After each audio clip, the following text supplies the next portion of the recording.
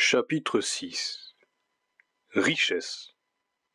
Ainsi, en tout ce qui est propre à satisfaire nos besoins et nos désirs, il y a à considérer, à distinguer deux choses.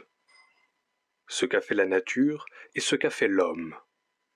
Ce qui est gratuit et ce qui est onéreux. Le don de Dieu et le service humain. L'utilité et la valeur. Dans le même objet, l'une peut être immense et l'autre imperceptible. Celle-là restant invariable, celle-ci peut diminuer indéfiniment et diminue en effet chaque fois qu'un procédé ingénieux nous fait obtenir un résultat identique avec un moindre effort. On peut pressentir ici une des plus grandes difficultés, une des plus abondantes sources de malentendus, de controverses et d'erreurs placées à l'entrée même de la science. Sommes-nous riches, en proportion des utilités dont nous pouvons disposer, c'est-à-dire des besoins et des désirs que nous pouvons satisfaire? Un homme est pauvre ou riche, dit Adam Smith, selon le plus ou moins de choses utiles dont il peut se procurer la jouissance. Sommes-nous riches en proportion des valeurs que nous possédons, c'est-à-dire des services que nous pouvons commander? La richesse, selon Jean-Baptiste Say, est en proportion de la valeur. Elle est grande si la somme de valeurs dont elle se compose est considérable. Elle est petite si les valeurs le sont. Les ignorants donnent les deux sens au mot richesse. Quelquefois, on les entend dire « l'abondance des eaux est une richesse pour une telle contrée ». Alors, ils ne pensent qu'à l'utilité. Mais quand l'un d'entre eux veut connaître sa propre richesse, il fait ce qu'on nomme un inventaire, où l'on ne tient compte que de la valeur. N'en déplaise aux savants, je crois que les ignorants ont raison cette fois. La richesse, en effet, est effective ou relative. Au premier point de vue, elle se juge par nos satisfactions. L'humanité devient d'autant plus riche qu'elle acquiert de plus de bien-être, quelle que soit la valeur des objets qui le procurent. Mais veut-on connaître la part proportionnelle de chaque homme au bien-être général, en d'autres termes, la richesse relative? C'est là un simple rapport que la valeur seule révèle, parce qu'elle est elle-même un rapport. La science se préoccupe du bien-être général des hommes, de la proportion qui existe entre leurs efforts et leurs satisfactions. Proportion que modifie avantageusement la participation progressive de l'utilité gratuite à l'œuvre de la production. Elle ne peut donc pas exclure cet élément de l'idée de la richesse.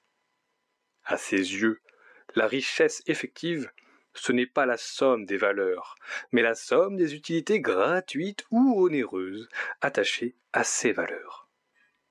Au point de vue de la satisfaction, c'est-à-dire de la réalité, nous sommes riches autant de la valeur anéantie par le progrès que de celle qui lui survit encore.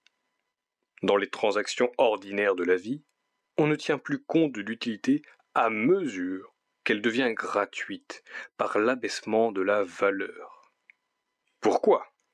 Parce que ce qui est gratuit est commun, et ce qui est commun n'altère en rien la part proportionnelle de chacun à la richesse effective. On n'échange pas ce qui est commun. Et comme dans la pratique des affaires, on a besoin de connaître que cette proportion qui est constatée par la valeur. On ne s'occupe que d'elle. Un débat s'est élevé entre Ricardo et Jean-Baptiste Say à ce sujet. Ricardo donnait au mot richesse le sens d'utilité. Jean-Baptiste Say, celui de la valeur. Le triomphe exclusif de l'un des deux champions était impossible, puisque ce mot a l'un et l'autre sens, selon qu'on se place au point de vue de l'effectif ou du relatif. Mais il faut bien le dire. et d'autant plus que l'autorité de ces est plus grande en ces matières, si l'on assimile la richesse, au sens de bien-être effectif, à la valeur. Si l'on affirme, surtout, que l'une est proportionnelle à l'autre, on s'expose à fourvoyer la science. Les livres des économistes de second ordre et ceux des socialistes ne nous en offrent que trop la preuve. C'est un point de départ malheureux qui dérobe au regard justement ce qui forme le plus beau patrimoine de l'humanité. Il faut considérer comme anéantie cette part de bien-être que le progrès rend commun à tous et fait courir à l'esprit le plus grand des dangers, celui d'entrer dans une pétition de principes sans issue et sans fin, de concevoir une économie politique à rebours, où le but auquel nous aspirons est perpétuellement confondu avec l'obstacle qui nous arrête. En effet, il n'y a de valeur que par ces obstacles. Elle est le signe, le symptôme, le témoin, la preuve de notre infirmité native. Elle nous rappelle incessamment cet arrêt prononcé à l'origine.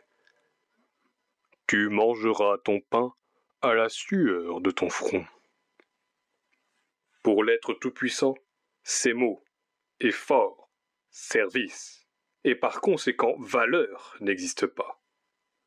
Quant à nous, nous sommes plongés dans un milieu d'utilité, dont un grand nombre sont gratuites, mais dont d'autres ne nous sont livrées qu'à titre onéreux. Des obstacles s'interposent entre ces utilités et les besoins auxquels elles peuvent satisfaire. Nous sommes condamnés à nous passer de l'utilité, ou à vaincre l'obstacle par nos efforts. Il faut que la sueur tombe de notre front, ou pour nous, ou pour ceux qui l'ont répandue à notre profit. Plus donc il y a de valeur dans une société, plus cela prouve sans doute qu'on y a surmonté d'obstacles. Mais plus cela prouve aussi qu'il y avait des obstacles à surmonter. Ira-t-on jusqu'à dire que ces obstacles font la richesse? Parce que, sans eux, les valeurs n'existeraient pas. On peut concevoir deux nations. L'une a plus de satisfaction que l'autre, mais elle a moins de valeur, parce que la nature l'a favorisée et qu'elle rencontre moins d'obstacles. Quelle nation sera la plus riche? Bien plus. Prenons le même peuple à deux époques. Les obstacles à vaincre sont les mêmes. Mais aujourd'hui, il les surmonte avec une telle facilité qu'il exécute par exemple ses transports, ses labours, ses tissages avec si peu d'efforts que les valeurs s'en trouvent considérablement réduites. Il a donc pu prendre un de ces deux partis ou se contenter des mêmes satisfactions qu'autrefois, ses progrès se traduisant en loisirs. Et, en ce cas, dira-t-on que sa richesse est rétrograde, parce qu'il possède moins de valeur? Ou bien consacrer ses efforts devenus disponibles à accroître ses jouissances? Et s'avisera-t-on parce que la somme de ses valeurs sera restée stationnaire, d'en conclure que sa richesse est restée stationnaire aussi? C'est à quoi l'on aboutit si l'on assimile ces deux choses, richesse et valeur. L'écueil ici est bien dangereux pour l'économie politique. Doit-elle mesurer la richesse par les satisfactions réalisées, ou bien par les valeurs créées? S'il n'y avait jamais d'obstacle entre les utilités et les désirs, il n'y aurait ni effort, ni service, ni valeur, non plus qu'il y en a pour Dieu. Et pendant que, dans le premier sens, l'humanité serait comme Dieu, en la possession de la richesse infinie. Suivant la seconde acception, elle serait dépourvue de toute richesse. De deux économistes dont chacun adopterait une de ces deux définitions, l'un dirait « elle est infiniment riche » et l'autre « elle est infiniment pauvre ». L'infini, il est vrai, n'est sous aucun rapport l'attribut de l'humanité. Mais enfin, elle se dirige de quelque côté. Elle fait des efforts, elle a des tendances, elle gravite vers la richesse progressive ou vers la progressive pauvreté. Or, comment les économistes pourront-ils s'entendre si cet anéantissement successif de l'effort, par rapport au résultat de la peine à prendre ou à rémunérer, de la valeur, il est considéré par les uns comme un progrès vers la richesse, et par les autres comme une chute dans la misère. Encore, si la difficulté ne concernait que les économistes, on pourrait dire entre eux les débats. Mais les législateurs, les gouvernements ont tous les jours à prendre des mesures qui exercent sur les intérêts humains une influence réelle. Et où en sommes-nous ? Si ces mesures sont prises en l'absence d'une lumière qui nous fasse distinguer la richesse de la pauvreté. Or, j'affirme ceci. La théorie qui définit la richesse par la valeur n'est en définitive que la glorification de l'obstacle. Voici son syllogisme. La richesse est proportionnelle aux valeurs. Les valeurs proportionnelles aux efforts. Les efforts proportionnels aux obstacles. Donc, les richesses sont proportionnelles aux obstacles. J'affirme encore ceci. À cause de la division du travail qui a renfermé tout homme dans un métier ou profession, cette illusion est très difficile à détruire. Chacun de nous vit des services qu'il rend à l'occasion d'un obstacle, d'un besoin, d'une souffrance. Le médecin sur les maladies, le laboureur sur la famine, le manufacturier sur le froid, le voiturier sur la distance, l'avocat sur l'iniquité, le soldat sur le danger du pays, de telle sorte qu'il n'est pas un obstacle dont la disparition ne fût très importune à quelqu'un. Et même ne paraisse funeste au point de vue général, parce qu'elle semble anéantir une source de service, de valeur, de richesse. Fort peu d'économistes se sont entièrement préservés de cette illusion. Et si jamais la science parvient à la dissiper, sa mission pratique dans le monde sera remplie. Car, je fais encore cette troisième affirmation. Notre pratique officielle s'est imprégnée de cette théorie. Et chaque fois que le gouvernement croit devoir favoriser une classe, une profession, une industrie, ils n'ont pas d'autre procédé que d'élever les obstacles afin de donner à une certaine nature d'effort l'occasion de se développer, afin d'élargir artificiellement le cercle des services auxquels la communauté sera forcée d'avoir recours, d'accroître ainsi la valeur et, soi-disant, la richesse. Et en effet, il est très vrai que ce procédé est utile à la classe favorisée. On la voit se féliciter, s'applaudir, et que fait-on ? On accorde successivement la même ferveur à toutes les autres. Assimiler d'abord l'utilité à la valeur, puis la valeur à la richesse. Quoi de plus naturel ? La science n'a pas rencontré de piège dont elle ne se soit moins défiée. Car, que lui est-il arrivé ? À chaque progrès, elle a raisonné ainsi. L'obstacle diminue, donc l'effort diminue. Donc la valeur diminue. Donc l'utilité diminue. Et donc la richesse diminue. Et donc nous sommes les plus malheureux des hommes pour nous être avisés d'inventer, d'échanger, d'avoir 5 doigts au lieu de 3 et 2 bras au lieu d'1. Donc il faut engager le gouvernement qui, lui, a la force de mettre ordre à ces abus. Cette économie politique à rebours défraye un grand nombre de journaux et les séances de nos assemblées législatives. Elle a égaré l'honnête et philanthrope Sismondi. On la trouve très logiquement exposée dans le livre de M. de Saint-Chamond. Ainsi, dit-il, il y a 2 sortes de richesses pour une nation. Si l'on considère seulement les produits utiles sous le rapport de la quantité, de l'abondance, on s'occupe d'une richesse qui procure des jouissances à la société, et que j'appellerais richesse de jouissance. Si l'on considère les produits sous le rapport de la valeur échangeable, ou simplement de leur valeur, l'on s'occupe d'une richesse qui procure des valeurs à la société, et que je nomme richesse de valeur. C'est de la richesse de valeur que s'occupe spécialement l'économie politique. C'est celle-là, surtout, dont peut s'occuper le gouvernement. Ceci posé, que peuvent l'économie politique et le gouvernement? L'une, indiquer les moyens d'accroître cette richesse de valeur, l'autre, mettre ces moyens en œuvre. Mais la richesse de valeur est proportionnelle aux efforts, et les efforts sont proportionnels aux obstacles. L'économie politique doit donc enseigner que le gouvernement s'ingéniait à multiplier les obstacles. Monsieur de Saint-Chamond ne recule en aucune façon devant cette conséquence. L'échange facilite-t-il aux hommes les moyens d'acquérir plus de richesses de jouissance, avec moins de richesses de valeur? Il faut contrarier l'échange.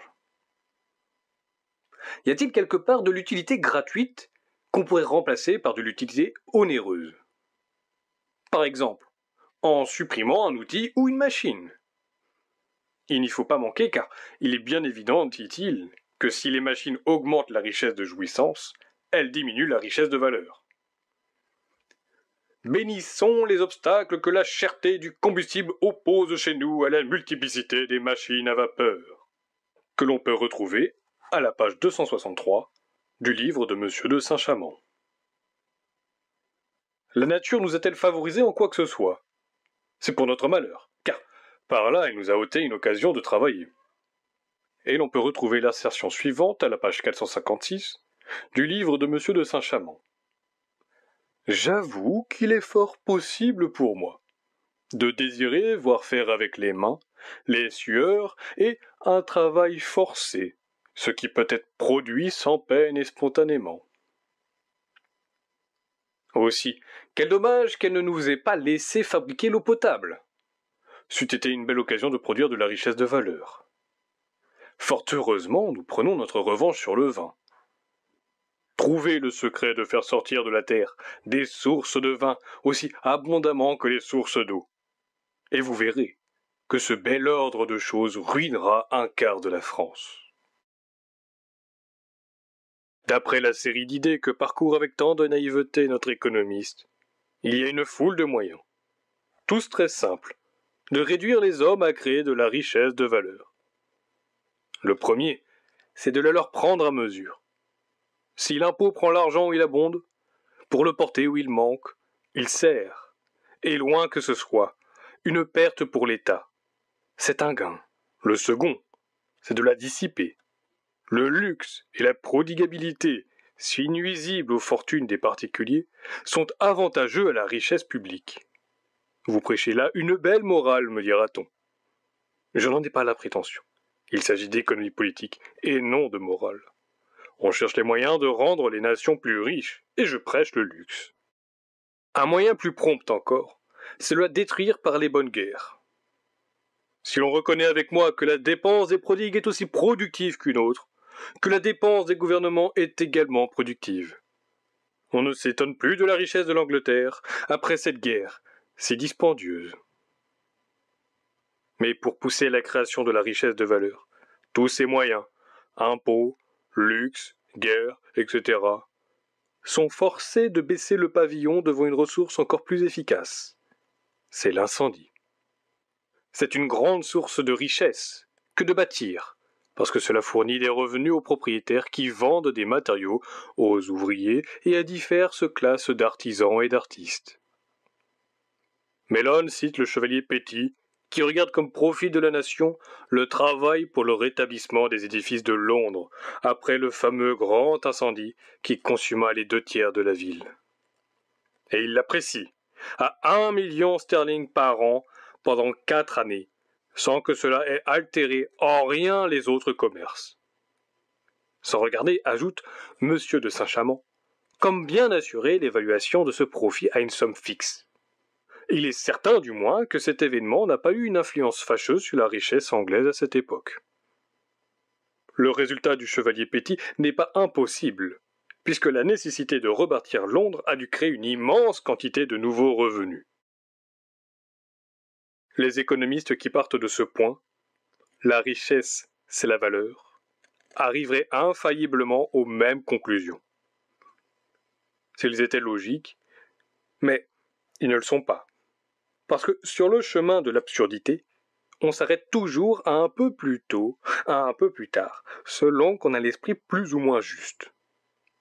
Monsieur de Saint-Chamond lui-même semble avoir reculé, enfin, quelque peu devant les conséquences de son principe. Quand elles le conduisent jusqu'à l'éloge de l'incendie, on voit qu'il hésite et se contente d'un éloge négatif. Logiquement, il devait aller jusqu'au bout et dire ouvertement ce qu'il donne fort clairement à entendre. De tous les économistes, celui qui a succombé de la manière la plus affligeante à la difficulté dont il est ici question, c'est certainement M. Sismondi.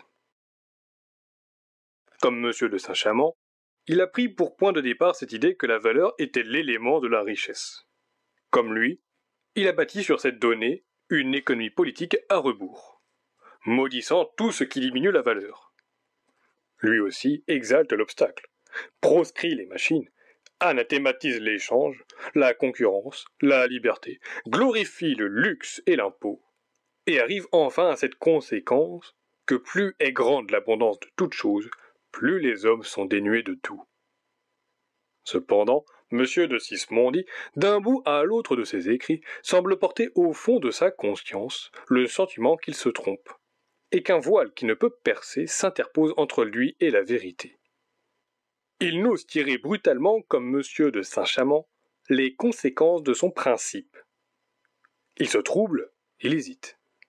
Il se demande quelquefois s'il est possible que tous les hommes, depuis le commencement du monde, soient dans l'erreur et sur la voie du suicide. Quand il cherche à diminuer le rapport de l'effort à la satisfaction, c'est-à-dire la valeur, ami et ennemi de la liberté, il la redoute, puisqu'elle conduit à l'universelle misère par l'abondance qui déprécie la valeur, et en même temps, il ne sait comment s'y prendre pour détruire cette liberté funeste. Il arrive aussi sur les confins du socialisme et des organisations artificielles. Il insinue que le gouvernement et la science doivent régler et comprimer, puis il comprend le danger de ces conseils, les rétracte et finit enfin par tomber dans le désespoir, disant « La liberté mène au gouffre. La contrainte est aussi impossible qu'inefficace. Il n'y a pas d'issue. » Il n'y en a pas en effet. Si la valeur est la richesse, c'est-à-dire l'obstacle au bien-être est le bien-être, c'est-à-dire si le mal est le bien. Le dernier écrivain qui ait, à ma connaissance, remué cette question, c'est M. Proudhon. Elle était pour son livre des contradictions économiques une bonne fortune. Jamais plus belle occasion de saisir aux cheveux une antinomie et de narguer la science. Jamais plus belle occasion de lui dire « Vois-tu, l'accroissement de la valeur a un bien ou un mal. » Quid dixercis argumentabor. Je laisse à penser quelle fête. Prenez parti pour la concurrence, vous aurez tort. Prenez parti contre la concurrence, vous aurez encore tort. Ce qui signifie que vous aurez toujours raison. Je somme tout économiste sérieux, dit-il, de me dire, autrement qu'en traduisant et répétant la question par quelle cause la valeur décroît à mesure que la production augmente, et réciproquement. En termes techniques, la valeur utile et la valeur échangeable, quoique nécessaires l'une à l'autre, sont en raison inverse l'une de l'autre. La valeur utile et la valeur échangeable restent donc fatalement enchaînées l'une à l'autre, bien que par leur nature, elles tendent continuellement à s'exclure. Il n'y a pas sur la contradiction inhérente à la notion de valeur de cause assignable ni d'explication possible. Étant donné pour l'homme le besoin d'une grande variété de produits avec l'obligation d'y pourvoir par son travail, l'opposition de valeur utile à la valeur échangeable en résulte nécessairement. Et c'est de cette opposition une contradiction sur le seuil même de l'économie politique. aucune intelligence, aucune volonté divine et humaine ne saurait l'empêcher. Ainsi, au lieu de chercher une explication inutile, contentons-nous de bien constater la nécessité de la contradiction. On sait que la grande découverte due à M. Proudhon est que tout est à la fois vrai et faux, bon et mauvais, légitime et illégitime, qu'il n'y a aucun principe qui ne se contredise, et que la contradiction n'est seulement pas dans les fausses théories, mais dans l'essence même des choses et des phénomènes. Elle est l'expression pure de la nécessité, la loi intime des êtres. En sorte qu'elle est inévitable et serait incurable rationnellement, sans la série et, en pratique, sans la banque du peuple. Dieu, antinomie, liberté, antinomie, concurrence, antinomie, propriété, antinomie, valeur, crédit, monopole, communauté, antinomie et toujours antinomie. Quand M. Proudhon fit cette fameuse découverte, son cœur dut certainement bondir de joie, car, puisque la contradiction est en tout et partout, il y a toujours matière à contredire ce qui est pour lui le bien suprême. Il me disait toujours « Je voudrais bien aller en paradis, mais j'ai peur que tout le monde n'y soit d'accord et de n'y trouver personne avec qui disputer. » Il faut avouer que la valeur lui fournissait une excellente occasion de faire tout à son aise de l'antinomie. Mais je lui en demande bien pardon. Les contradictions et oppositions que ce mot fait ressortir sont les fausses théories, et pas du tout, ainsi qu'il le prétend, dans la nature même du phénomène. Les théoriciens ont d'abord commencé par confondre la valeur avec l'utilité, c'est-à-dire le mal avec le bien. Car l'utilité, c'est le résultat désiré, et la valeur vient de l'obstacle qui s'interpose entre le résultat et le désir. C'était une première faute, et quand ils en ont aperçu les conséquences, ils ont cru sauver la difficulté en imaginant de distinguer la valeur d'utilité de la valeur d'échange. Tautologie encombrante qui avait le tort d'attacher le même mot valeur à deux phénomènes opposés. Mais si mettons de côté ces subtilités, nous nous attachons aux faits. Que voyons-nous ? Rien n'assurément que de très naturel et de fort peu contradictoire. Un homme travaille exclusivement pour lui-même, s'il acquiert de l'habileté, si sa force et son intelligence se développent, si la nature devient plus libérale, ou s'il apprend à la mieux faire concourir à son œuvre, il a plus de bien-être, avec moins de peine. Où voyez-vous la contradiction ? Et y a-t-il là tant de quoi se récrier ? Maintenant, au lieu d'être isolé, cet homme a des relations avec d'autres hommes. Ils échangent, et je répète mon observation.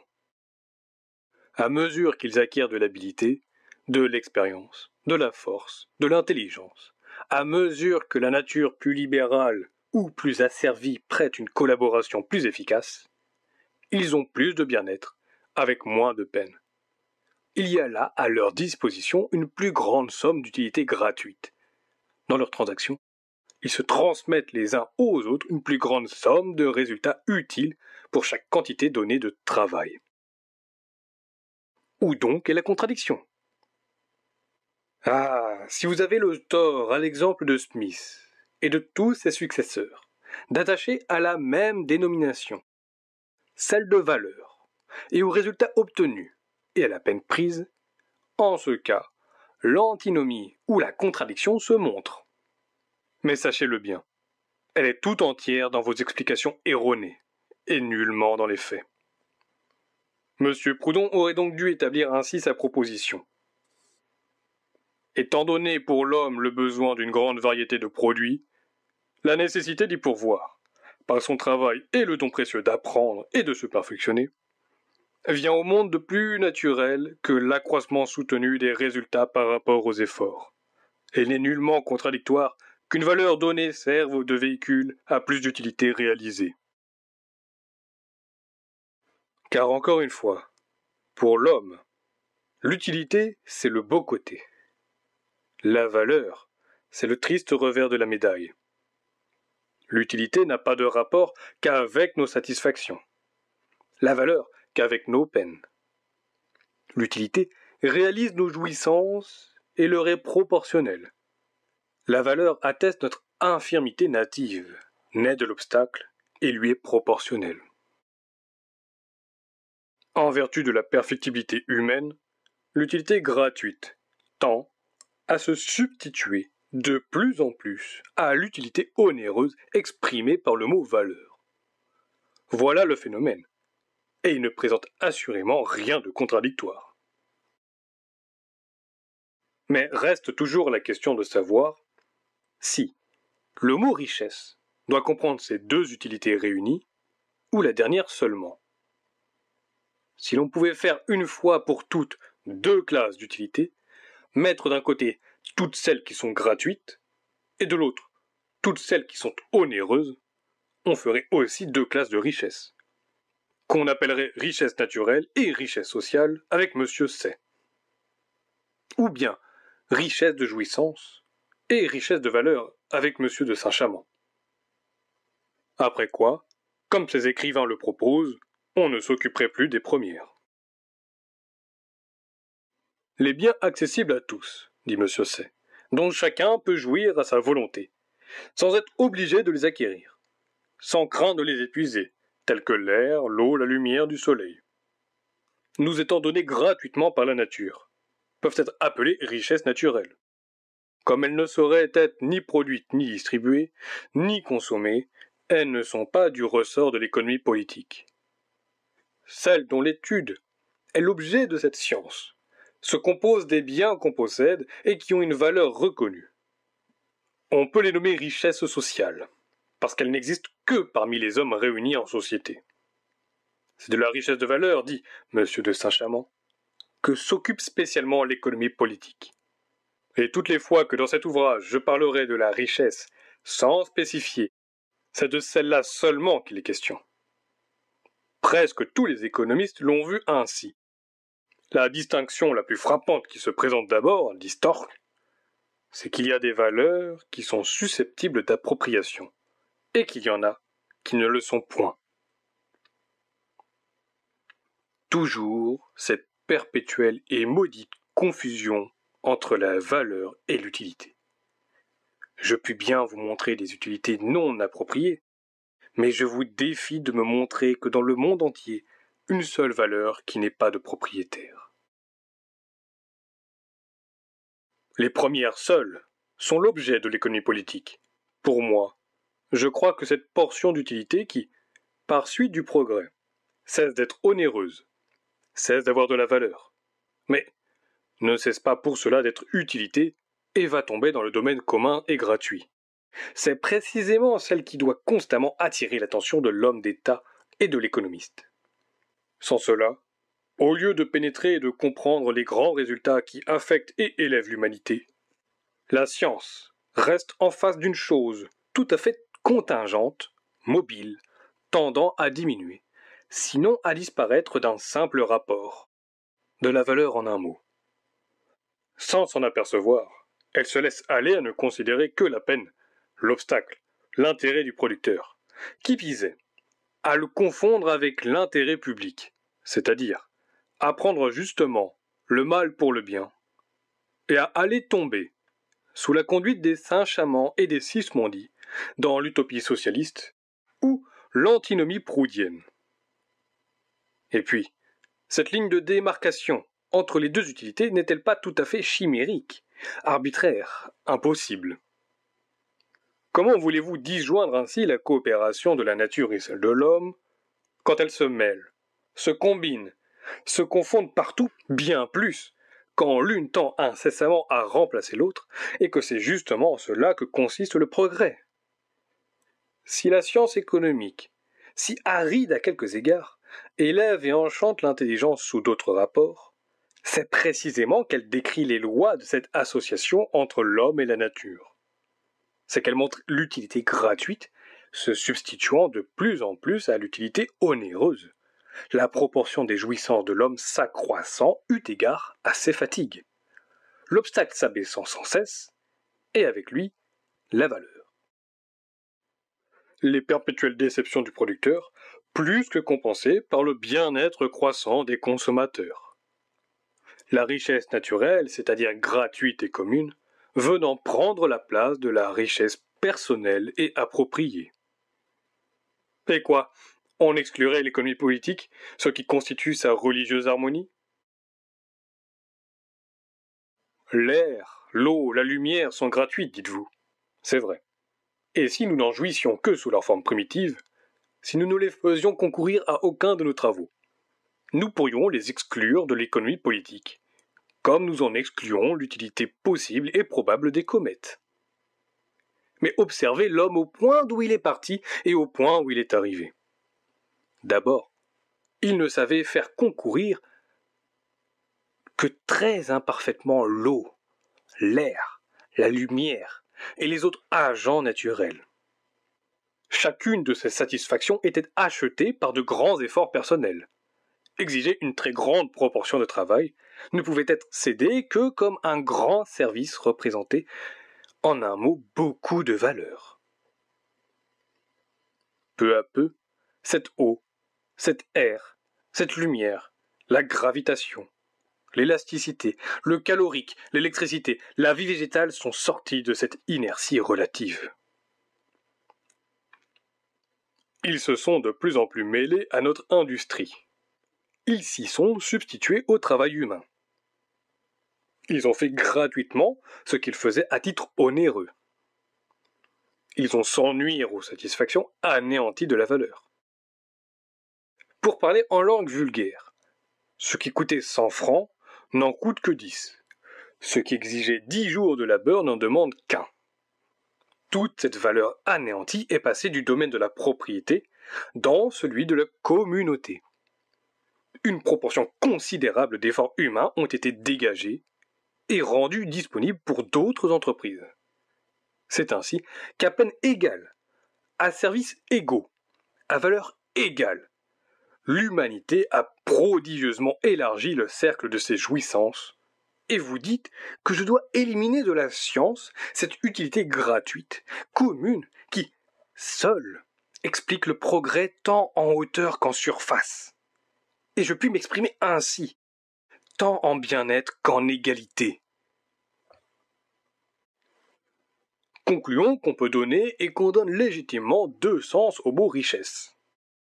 La richesse effective, vraie, réalisant des satisfactions, ou la somme des utilités que le travail humain aidé du concours de la nature met à la portée des sociétés. La richesse relative, c'est-à-dire la quote-part proportionnelle de chacun à la richesse générale, quote-part qui se détermine par la valeur. Voici donc la loi harmonique enveloppée dans ce mot. Par le travail, l'action des hommes se combine avec l'action de la nature. L'utilité résulte de cette coopération.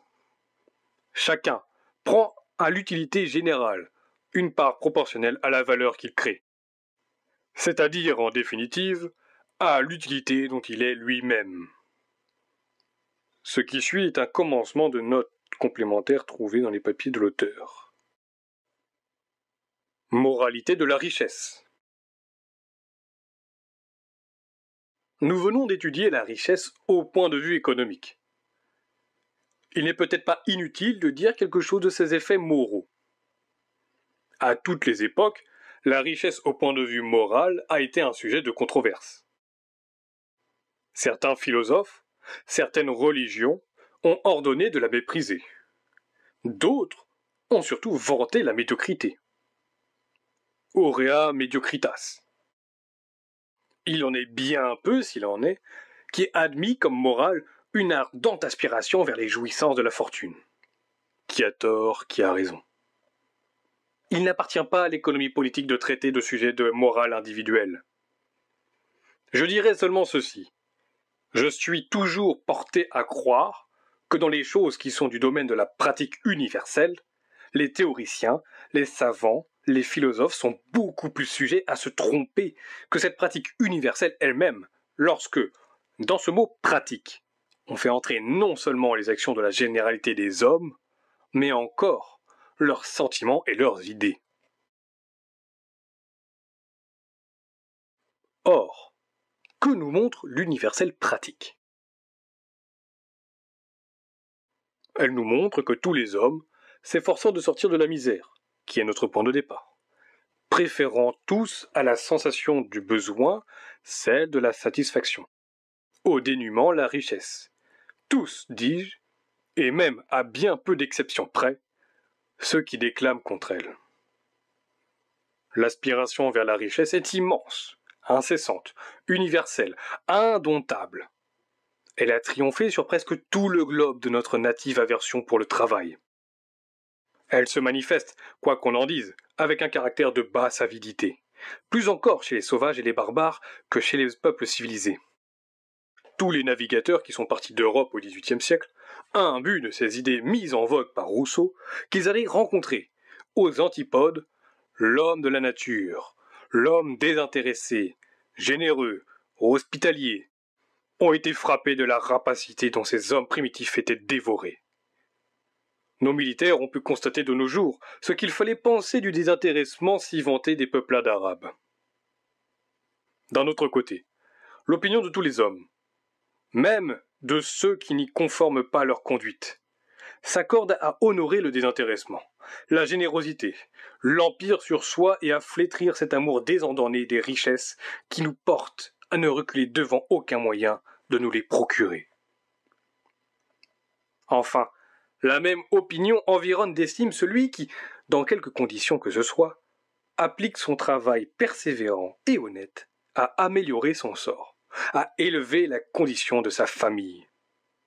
C'est de cet ensemble de faits, d'idées et de sentiments, qu'on doit conclure, ce me semble, le jugement à porter sur la richesse, au point de vue de la morale individuelle. Il faut d'abord reconnaître que le mobile qui nous pousse vers elle est dans la nature. Il est de création providentielle, et par conséquent morale. Il réside dans ce dénuement primitif et général, qui serait notre lot à tous, et s'il ne crée en nous le désir de nous en affranchir. Il faut reconnaître en second lieu que les efforts que font les hommes pour sortir de ce dénuement primitif, pourvu qu'ils restent dans les limites de la justice, sont respectables et estimables, puisqu'ils sont universellement estimés et respectés. Il n'est personne d'ailleurs qui ne convienne que le travail porte en lui-même un caractère moral. Cela s'exprime par ce proverbe qui est de tous les pays. L'oisiveté est la mère de tous les vices. Elle en tomberait dans une contradiction si choquante si l'on disait d'un côté que le travail est indispensable à la moralité des hommes, et de l'autre, que les hommes sont immoraux quand ils cherchent à réaliser la richesse par le travail.